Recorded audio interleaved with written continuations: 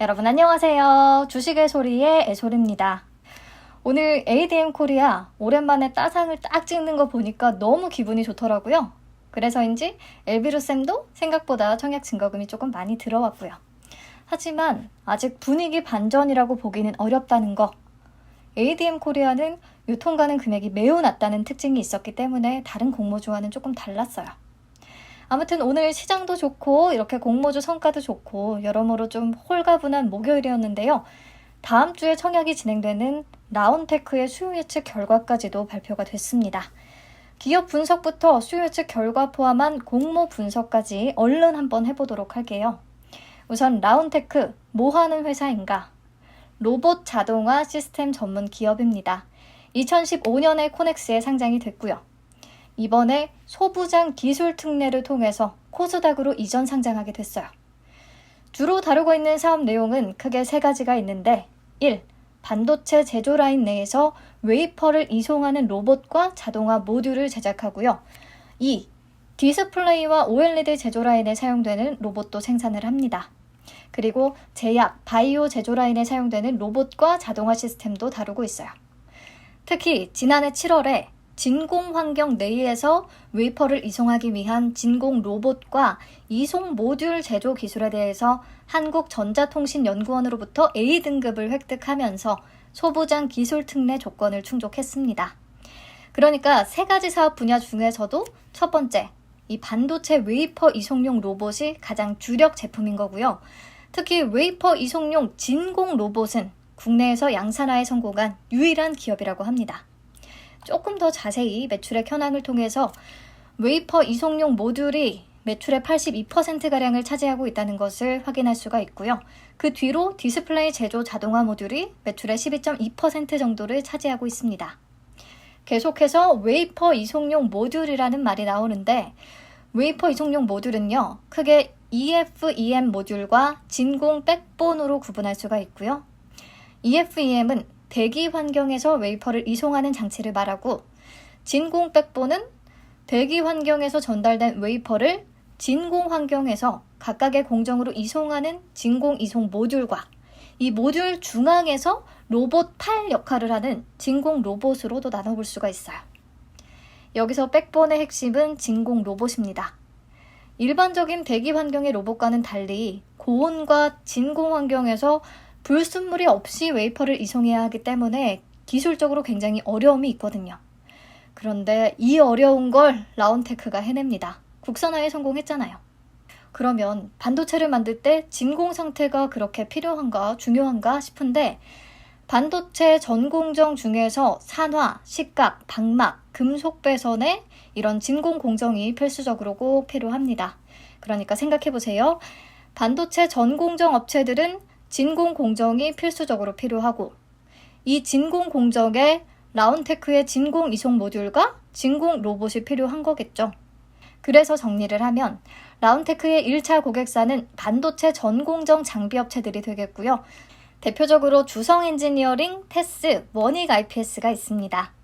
주성 엔지니어링을 통해서 SK 하이닉스에 납품을 계속해서 해왔고요. 그리고 테스와 원익 IPS를 통해서 2020년부터는 삼성전자에도 납품을 하고 있어요. 보면은 2021년 1분기 기준으로 주성 엔지니어링과 테스향 매출 비중이 86.7%에 달합니다. 거의 다네요. 이 두 개 회사가 글로벌 반도체 제조업체에 안정적으로 납품을 하기는 하지만 매출 비중이 소수업체에 편중돼 있다는 건 또 위험 요소가 될 수도 있겠습니다. 주성 엔지니어링과 테스의 설비 투자, 가동률 변화, 단가이나 압력 이런 요인들이 라온테크 실적에 영향을 줄 수 있으니까요. 네, 여기까지 보면 기업 내용은 굉장히 심플합니다. 그럼 경쟁력 한번 살펴볼게요. 앞에서 얘기했지만 진공 로봇 국산화에 성공한 국내 유일한 기업이라는 거, 이 자체가 가장 큰 경쟁력이 되겠고요. 이 로봇이 세계 최고의 성능을 가진 7축 진공 로봇이라고 해요. 뭔지 우리가 기술적인 부분까지는 파악하기 어렵지만 이 기술이 삼성전자와 SK 하이닉스뿐 아니라 중국과 미국에서도 검증을 받았다고 합니다. 그리고 이 기사 내용을 통해서 기술력이 어느 정도 되는지 대충 입증을 할 수 있을 것 같아요. 테스가요. 올해 1분기부터 삼성전자에 공급하는 자동화 장비에 라운테크의 로보팔 부품을 적용했다고 합니다. 원래는 글로벌 톱티어인 경쟁사 미국 브룩스의 제품을 탑재했었는데 라운테크로 이번에 교체를 한 거죠. 라운테크의 부품이 경쟁사 대비해서 가성비가 우수하기 때문에 테스의 원가 절감 니즈와 맞아떨어졌다는 분석이고요. 덕분에 라운테크와 테스 두 회사 모두의 실적이 상승하고 있는 구조입니다. 그래서 저는 글로벌 톱티어의 부품을 라운테크 것으로 교체했다는 부분에서 확실히 기술력은 있다, 좋다 라는 생각이 들었고요. 앞으로 반도체 장비 국산화에 따른 수혜가 더 기대되기도 합니다. 네, 그렇다면 이쯤에서 실적이 조금 궁금해지죠. 그동안 실적을 보면 굉장히 실망스럽습니다. 2018년과 2019년, 2년 동안의 순손실을 기록하면서 결손금이 계속 누적됐고요. 이 결손금은 그냥 적자 규모라고 생각하시면 될 것 같아요. 특히 2019년에 반도체 산업이 부진하면서 매출이 감소한 데다가 연구 개발비는 계속해서 지출이 되면서 영업 손실이 더 커졌습니다. 다행히 2020년부터는 매출액이 증가했고요. 고정비 효과도 나타나기 시작하면서 당기 순이익 흑자 전환에 성공을 했고 영업이익률과 순이익률도 모두 상승 흐름을 보였습니다. 특히 이번에 정정신고서를 제출하면서 1분기 실적을 확인할 수 있게 됐는데 2021년 1분기 실적이 설립 이래 최대 실적을 기록했더라고요. 굉장히 반가운 소식이죠. 매출액이 전년 동기 대비해서 187%나 늘어났고요. 영업이익은 17억 원을 기록했습니다. 한 분기에만 연매출 절반 이상을 이미 해낸 것이고요. 영업이익은 2020년 1년치를 이미 훌쩍 넘겨버렸네요. 확실히 반도체 업황이 회복되면서 실적이 큰 폭으로 개선되고 있다는 것을 확인할 수 있고요. 또 작년부터 시작된 삼성전자의 향 매출이 본격적으로 반영되고 있는 것 같습니다. 네, 그럼에도 여전히 결손금이 44억 원에 달한다는 사실이 조금 아쉽기는 한데요. 그래도 올해의 실적 목표치를 회사가 달성한다면 이 결손금도 모두 해소될 것으로 전망이 되고 있어요. 그렇다면 과연 올해의 실적 목표치 달성할 수 있을까요? 1분기 실적은 증권신고서상에 기재된 2021년 추정 손익계산서상의 실적 목표치에 근접한 수치라고 해요. 현재 추세라면 목표 달성은 충분히 가능할 것으로 보이고요. 회사 측의 입장도 그렇습니다.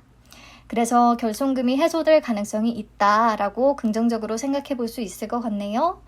결론적으로 실적이 이 회사의 가장 큰 위험 요소 중에 하나였는데 정정신고서 제출로 1분기 실적이 공개되면서 오히려 기대 요소가 되고 있는 모습이에요. 네, 넘어가서 재무 안정성 보시면 그동안 실적이 부진했던 만큼 좋지가 않습니다. 2016년에 수원 신사옥으로 이전을 하면서 장기 차입금이 발생하기도 했고 또 결손금이 계속해서 더해지면서 재무 안정성 지표는 악화될 수밖에 없었죠.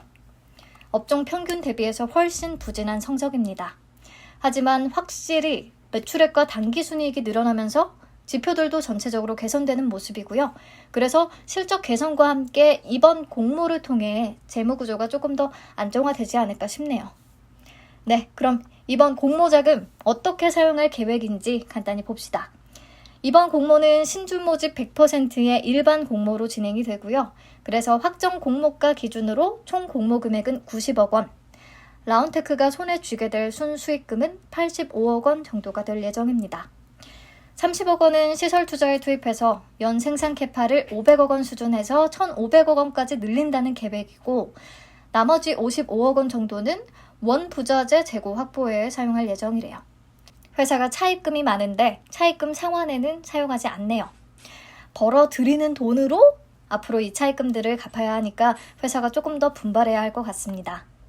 네, 지금까지의 내용을 보면 뭔가 그래도 경쟁력 있는 기술을 보유하고 있고 작년까지만 해도 크게 성과가 나지는 않았지만 올해부터는 좀 본격적인 실적 개선이 기대된다라는 측면에서 괜찮은 것 같아요. 하지만 공모주 투자 관점에서 위험 요소가 어떤 것들이 있는지 체크를 해봐야겠죠. 가장 눈에 띄는 위험 요소는 오버행 이슈입니다. 코넥스 이전 상장이기 때문에 기존 주주의 물량이 꽤 많아요. 보면은 222만 8,444주가 기존 주주들이 보유한 주식이고요. 이분들은 아무래도 상장 당일에 바로 수익 실현할 가능성이 높습니다. 주주 현황 보시면 5% 이상 주주는 최대 주주에 속하고 이번에 의무 보유 1년을 다들 약속했고요. 밑에 소액 주주는 발행 주식 총수의 1%에 미달하는 주식을 보유한 주주를 말합니다. 2020년 12월 31일 기준으로 579명이었고 주식 수가 141만 주 정도가 됐어요.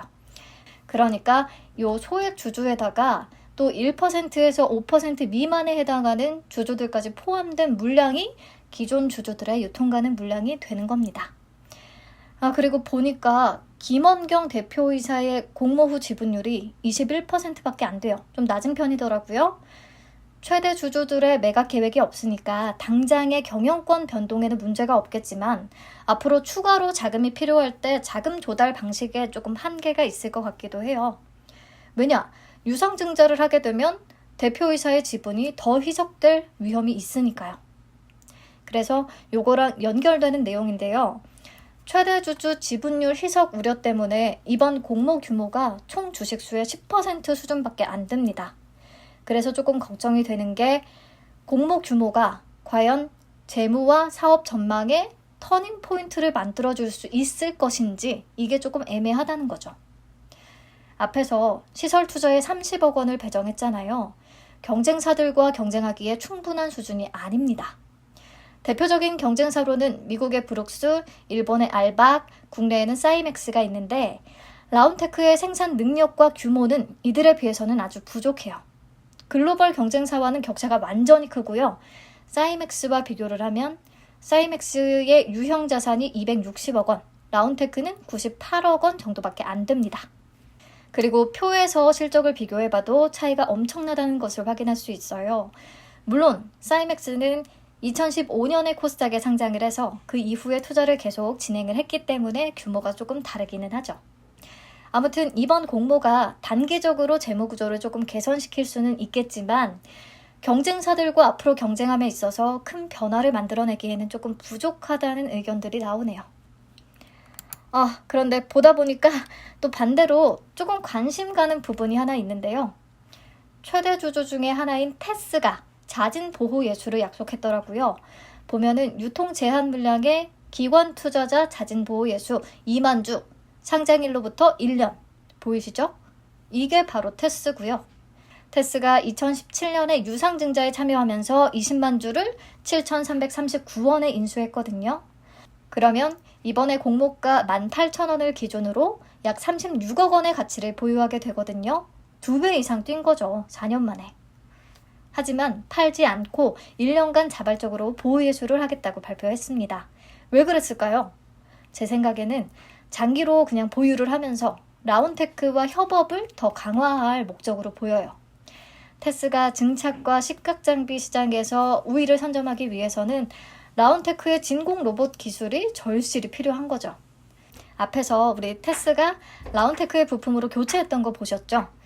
이렇게 가격 경쟁력도 갖추고 기술력도 갖추고 서로 윈윈하게 될 것 같습니다.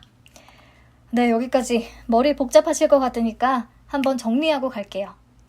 라운테크는 웨이퍼 이송용 진공 로봇 국산화에 성공한 국내 유일 기업이다. 주성 엔지니어링과 테스가 주요 고객사고 최종 고객사는 SK하이닉스와 삼성전자다. 2020년부터 눈에 띄게 실적 개선세를 보여주고 있고 2021년에는 최대 실적을 기록하고 있다. 결손금도 해소하고 재무구조도 더 안정화될 수 있을 것으로 기대가 된다. 특히 테스와의 협업으로 인한 실적 성장을 눈여겨볼 필요가 있다. 하지만 코넥스 이전 상장이기 때문에 오버행 이슈가 가장 큰 걸림돌이다 라고 정리해 볼 수 있겠고요. 이제 본격적으로 청약 관련 주요 내용들 같이 살펴볼게요. 총 공모 주식수는 50만 주, 굉장히 적고요. 공모가 희망밴드가 12,800원에서 15,800원이었는데 18,000원에 확정이 됐어요. 상단을 13.92%나 벗어났네요. 일반 청약자 물량은 12만 5천 주, 우리 사주에서 미달이 되면 15만 주까지 늘어날 수 있겠고요. 균등 방식은 50% 고정 방식, 청약은 KB증권에서 가능합니다. 수요 예측 경쟁률은 1526.2대 1을 기록해서 높은 편에 속하는데요. 큰 의미는 없고요. 신청 가격 분포표 보시면 밴드 상단인 15,800원을 초과한 비율이 94.5%예요. 신청 수량 기준으로. 그래서 상단을 벗어난 18,000원의 공모가가 확정이 된 것 같은데 뭐 이렇게까지 높일 일이었나? 라는 생각이 들기는 합니다. 아쉽네요. 의무 보유 확약 비율을 보면 신청 수량 기준으로 8.9%밖에 안 되거든요. 낮은 수준이죠. 그런데 기관들이 적어낸 가격이 조금 높다고 저렇게까지 공모가를 높였어야 하나? 개인적으로 조금 그렇네요. 네, 비교해서 보시면 최저 수준은 아니지만 그래도 낮은 편이죠. 다음으로 상장 직후의 유통 가능 주식수. 앞에서 오버행 이슈를 다루면서 이미 살펴보기는 했는데 비율로 54.82%에 달합니다. 특히 기존 주주 물량이 많았죠. 코넥스 이전 상장이기 때문에. 그리고 금액으로 계산을 했더니 482억 원 정도가 되더라고요. 그러니까 비율은 배드, 나쁘고요. 금액은 그냥 그렇습니다. 최근에 수요 예측 때 의무 보유 확약 비율보다 실제로 배정 후의 비율이 확 올라가면서 유통 가능 비율과 금액에도 큰 차이가 생기곤 했는데요. 라운테크는 공모 주식수가 워낙에 적기 때문에 의무 보유 확약 비율 변경에 따른 큰 차이가 없을 것 같아요. 이것도 아쉽습니다. 네, 비교해서 보시면 유통 가능 비율은 CN투스 성진 다음으로 높은 수준이고요. 그래도 공모 규모가 작아서 그런지 금액으로 계산하면 그리 높지는 않습니다. 보통 수준이에요. 그러니까 수요 예측 결과도 보통이고 유통 가능 비율이나 금액 측면에서도 크게 메리트는 없어 보입니다.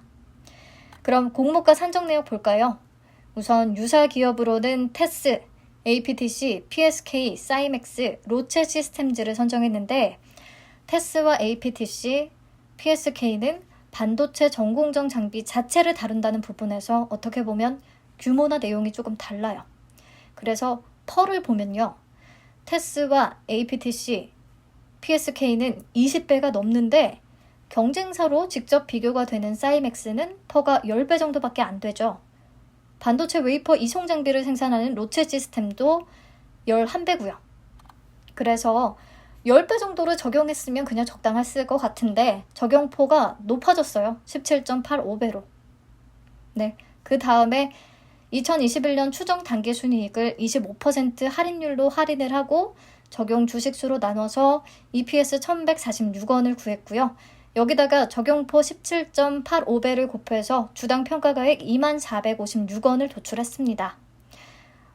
기존에 적용된 할인율 무색 할인만큼 공모가가 높아진 바람에 18,000원을 기준으로 적용된 할인율은 12%예요. 굉장히 낮죠. 퍼도 조금 높여 잡은 감이 있는데 할인율마저 낮다니 좀 그러네요 진짜. 그래서 제가 2021년 예상 실적을 기준으로 펄을 계산해 보니까 16.27배가 나왔고요. 피어 그룹들과 비교해서 보면 글로벌 기업은 체격 자체가 차이가 크니까 제외하고요.